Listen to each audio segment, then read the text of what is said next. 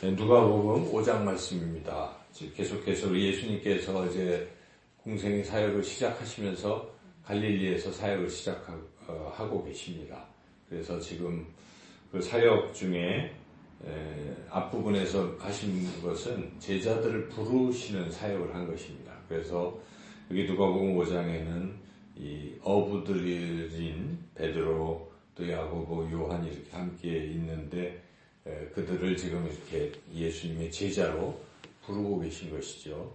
근데 그 부르시는 것에 대해서 이 제자 될 사람들은 어떻게 반응을 했는가 하는 게 참 중요하죠. 오늘날도 하나님께서는 하나님의 백성, 하나님의 자녀들을 부르시는 겁니다. 세상 사람들 가운데 하나님 자녀로 부르시지만 어떤 사람은 거기에 반응해서 하나님의 자녀가 되는 사람도 있는가 하면 또 여전히 하나님의 자녀가 되지 못하고 마귀의 자녀로 살아가는 사람들도 있습니다. 그래서 여기에 이 제자된 사람들은 어떤 반응을 보였는가 하는 것을 우리가 좀 관찰해 볼 필요가 있겠습니다. 여기에 보면 첫째는 예수님에 대한 믿음이죠. 믿음이 굉장히 중요한 것입니다.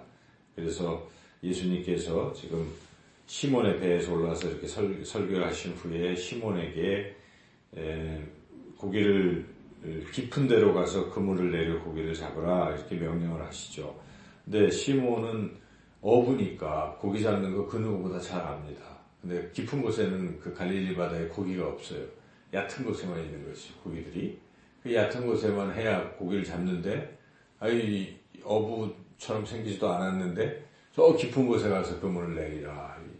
믿기지가 않는 거죠. 보통 사람 같으면 자기의 그런 경험, 어부로서의 경험을 가지고 그럴 수가 없다 하고 말 같은 소리를 하라 이렇게 얘기를 했을 거예요. 그렇죠. 근데 베드로는 지금 이렇게 뭐 설교하는 것도 옆에서 듣고 보니까 또 전에 또 예수님께서 이 가버나움에서 이렇게 다니시는 거 이런 거 하는 거를 듣고 보면서 이분은 보통 분이 아니시구나.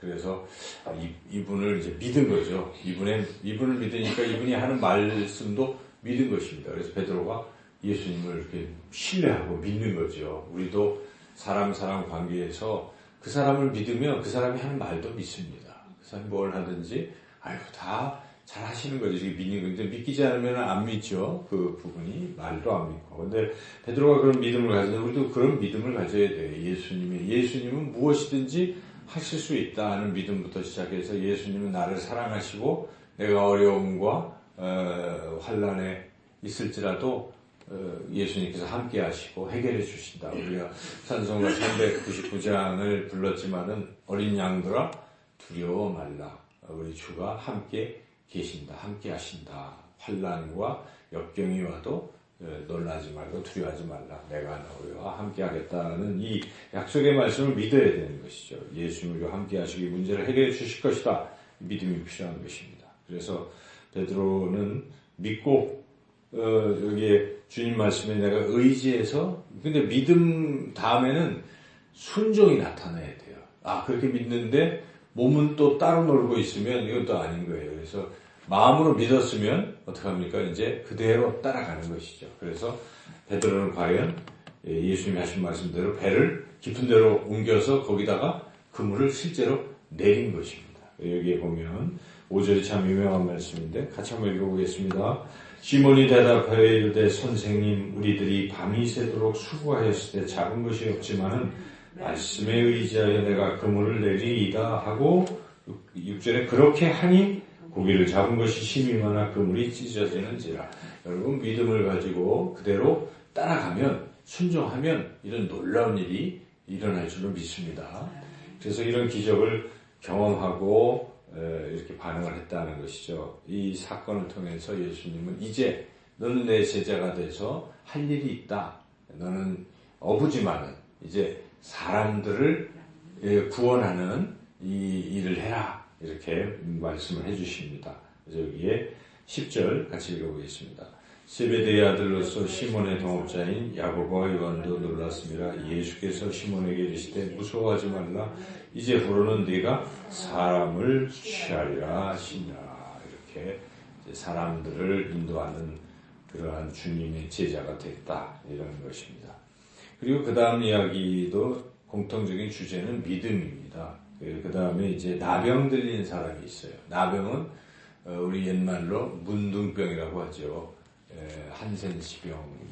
근데 이 나병은 불치병입니다. 당대. 지금은 그래도 의학을 통해서 이게 완화되고 이제 그렇잖아요. 근데 당시에는 이게 지금도 참 어려운 병인데 나병에 걸린 사람이 예수님을 보고 믿음이 생겼어요. 저분이라면 나를 고쳐줄 수 있을 거야 하고 믿음으로 나아가는 것입니다. 이게 굉장히 중요합니다. 12절 읽어 보겠습니다.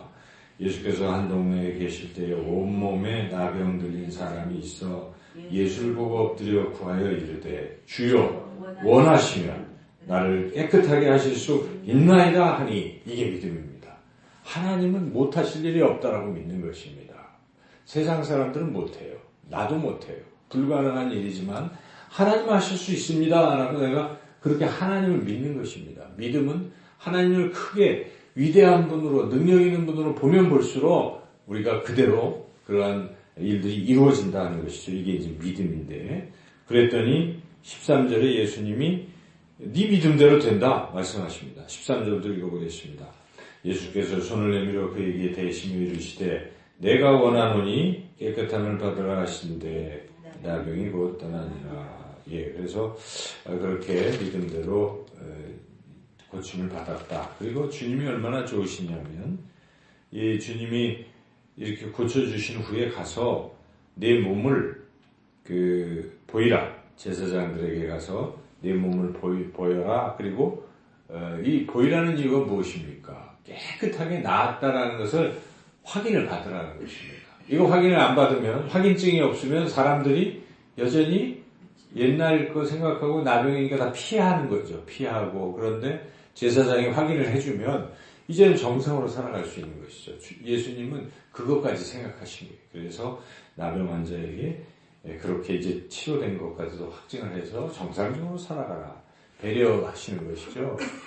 주님은 우리를 그렇게 대하시는 것입니다. 우리가 이렇게 다 문제도 해결되고 잘 살아갈 수 있도록 우리 예수님께서 항상 우리를 이렇게 보호하시고 인도하신다 하는 것을 우리가 분명히 믿고 살아가면 그 믿음대로 된다는 것입니다. 그 다음에 중풍병자의 믿음도 귀한 믿음인데 여기서는 혼자 믿음이 약하면 주변 사람들이 같이 도와주는 믿음도 굉장히 중요합니다. 중풍병자면은 못 움직이잖아요. 근데 예수님께 가기만 하면 나을 수 있는데 자기 못 움직이니까 어떡합니까? 근데 주변에 있던 사람들이 중풍병자를 이렇게 데리고 간 것입니다. 그랬더니 예수님이 누구의 믿음을 보시고 중풍병자를 고쳤습니까? 중풍병자 한 명의 믿음뿐만 아니라 같이 침상을 들고 간 사람들이 전체의 믿음을 보시고 고쳐주셨다는 것이죠. 그래서 주님이 말씀하십니다. 여기에 20절 같이 읽어보겠습니다. 예수께서 그들의 믿음을 보시고 이르시되 이 사람이 네 제사함을 받았느냐 하시니 이 사람아. 여기 그들의 믿음을 봤다는 것을 우리 주목할 필요가 있어요. 그래서 예수님은 한 사람의 믿음뿐만 아니라 같이 이런 사람들의 전체 그러니까 교회의 믿음을 보시고 교회 공동체의 믿음을 보시고 어떤 사람들의 문제를 해결해 주실 수도 있다는 거예요. 교회가 굉장히 중요합니다. 그래서 우리 교회 성도들은 다 믿음의 사람들이 돼야 돼요, 사실.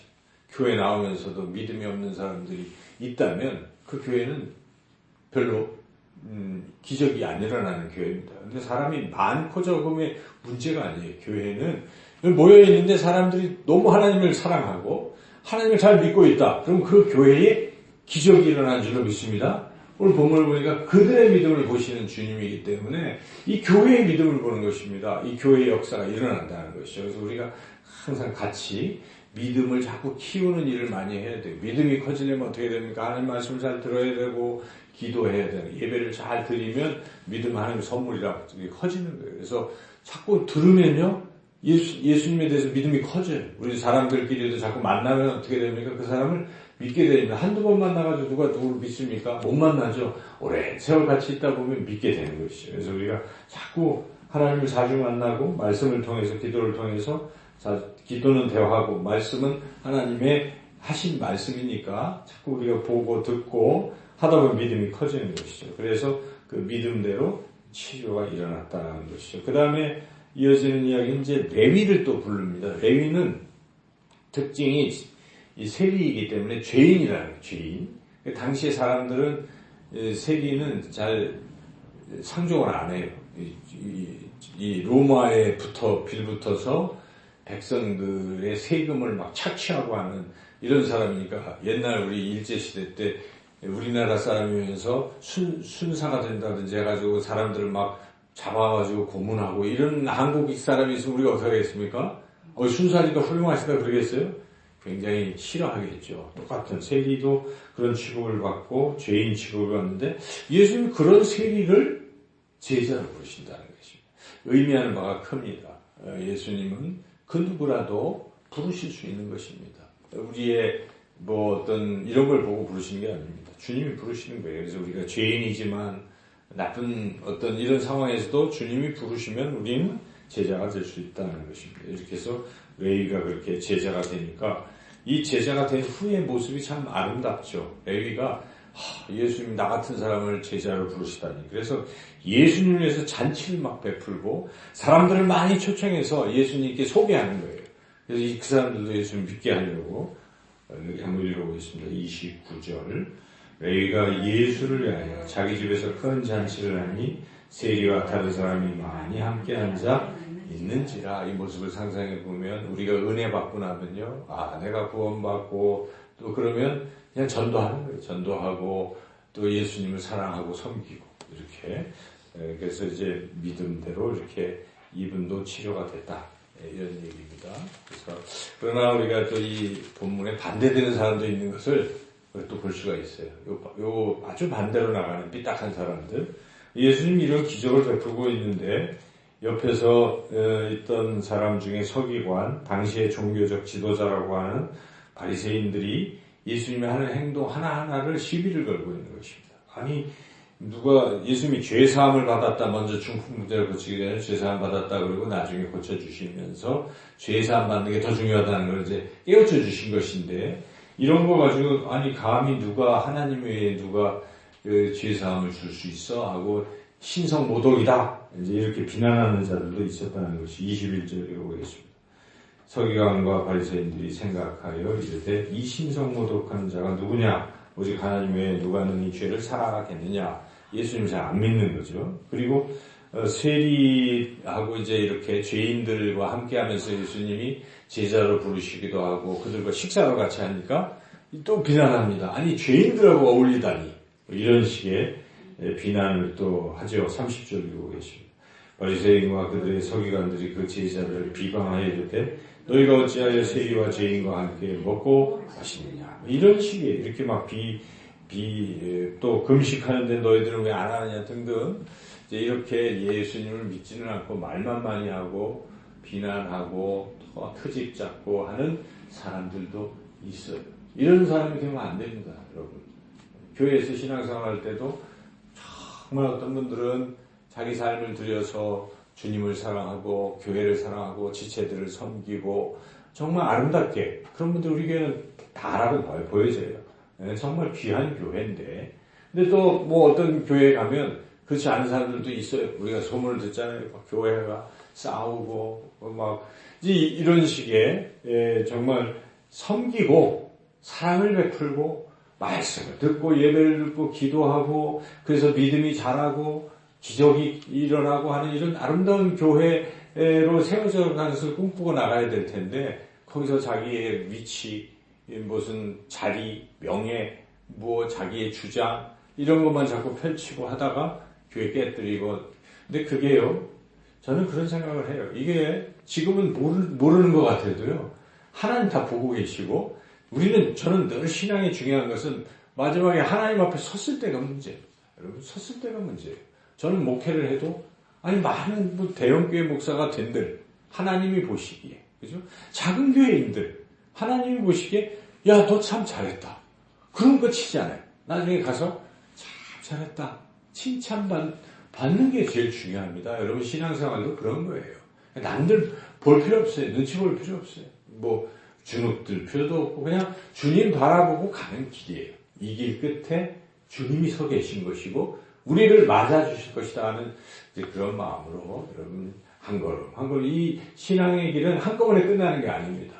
이 길이에요, 길. 천국 가는 길에 우리가 나그네처럼 걸어가고 있어요. 그래서 한 걸음, 오늘, 내일 이 한 걸음이 후회되는 삶이 아니라 아름다웠노라. 하나님 보실 때 그래. 그날 넌 참 아름답게 인생의 길을 걸었구나 하고 인정받는 그런 삶. 그래서 오늘 전체적인 말씀 다시 한번 종합하면 불신과 뭐 이런 식으로 자꾸 하는 사람이 아니라 예수님을 믿고 예수님 나를 사랑하심을 믿고 믿음대로 우리가 용기를 내고 힘차게 주님과 동행하시며 승리하시는 저와 여러분 모두가 되시기를 주님의 이름으로 축원합니다.